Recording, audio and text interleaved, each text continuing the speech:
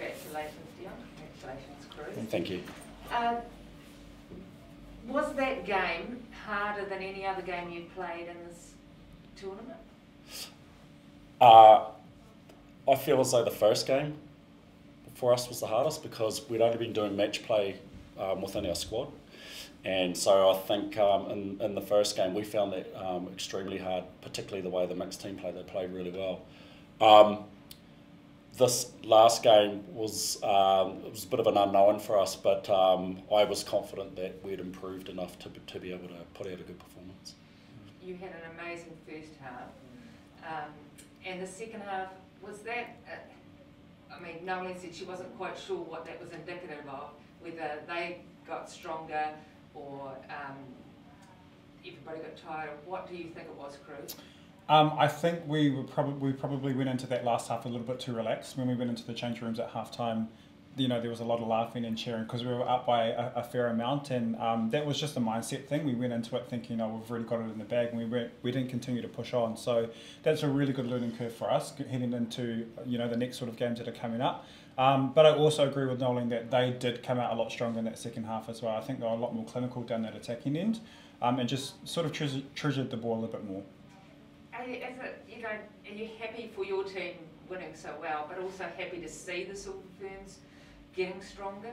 Yeah, I think it's bittersweet because, I mean, everyone knows how much we value the Silver Ferns. You know, we look up to them. They've been, you know, the pinnacle of netball for us here in New Zealand for a number of years. So, yeah, it is bittersweet. There was a lot of, I guess, pressure on us because we lost the last 2 years in a row to the Silver Ferns. So I'm very proud of our team that we could get over the line today and by a fair margin as well. You know, we put in the effort to get to this point, and it's really great that it showed off today. How do you think you've grown as a player? Obviously you weren't in the team last year for the Cadbury Series. You've gone on this little journey that we've spoken about earlier this week. As a player, I think first and foremost as a person, I'm a lot more confident within myself. In saying that, you know, things still do affect me. But I feel like that confidence that I found in myself transitions into my leadership within the team and also a player out on court. And I'm not afraid to make mistakes, and I think that's a really good thing when you are a player, is that you have that freedom to play and play fearlessly. And I think we saw that a lot from each and every person in our team this week. What's the culture like in the team? Obviously, been involved with the Silver Ferns campaign, but what have you learnt out of this experience in the series 4 years in? I mean, we've learnt a lot. I think the first thing that we've learnt is that men can actually play netball. Well, the public have learnt that men can actually play netball, and although some people may not agree with men playing netball, you know, it's very beneficial for us to get out there and showcase just how skilled we are. You know, there were opinions this week that didn't like seeing us play up against the Silver Ferns on Thursday, and sometimes that can make or break a player, but I'm so proud of our team that they really stood up and took that challenge on with two hands. But the culture within our team is pretty good, isn't it? It's quite chilled, it's quite relaxed, there's a lot of laughs, a lot of banter, and that's what you want within a team environment where everyone can come and be their authentic self and express themselves however they want to. Can you talk a little bit about what it was like to have a mixed team involved for the first time?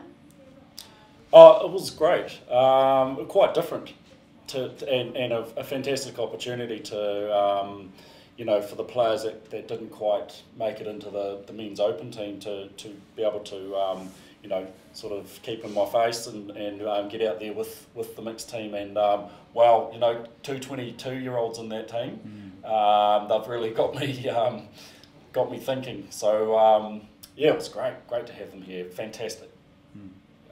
Do you think, this is a question for both of you, I mean, are we going to see a lot more mixed netball in the future? Is this the way that we're going to see what we're going to see in the Olympics, perhaps? Fingers crossed? Yeah.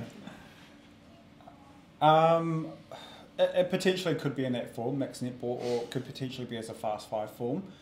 Who knows? But it's great that, you know, regardless of what it looks like, that it's another platform for players to come through and showcase their talent. Like Dion said, there were two 22-year-olds in that team, but they could absolutely be in the New Zealand men's open team as well. So the fact that there's another platform for these players to showcase their skill and ability, I think is the most important thing at the end of the day. Cruz, Nolene said that she might sound crazy, but she thinks her team's ahead of where they were 3 years ago heading into the World Cup. having played against them both times, what do you sort of think about where they're at?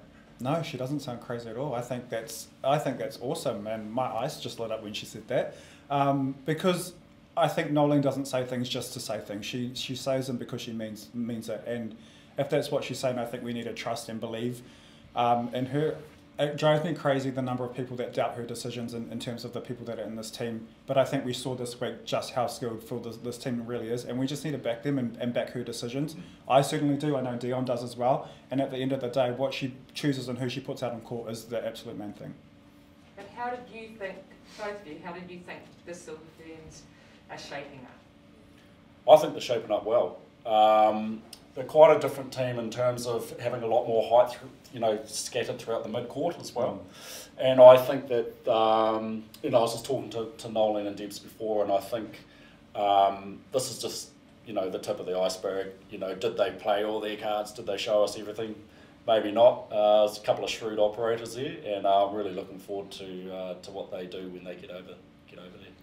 Yeah, I actually thought they did really well this week. It's a new team, as you mentioned, and to find those combinations and to find them quickly is not an easy thing to do, and I think we saw that out on court. And the new talent that are coming through, specifically Kate Heffernan and Whitney Sooners, my goodness, it's so hard to play against them. And I'm just excited for what this team can do. I think being unpredictable is a really good card to have, and I think they have that in their back pocket at the moment. What do you think these players should learn from this series going into Birmingham?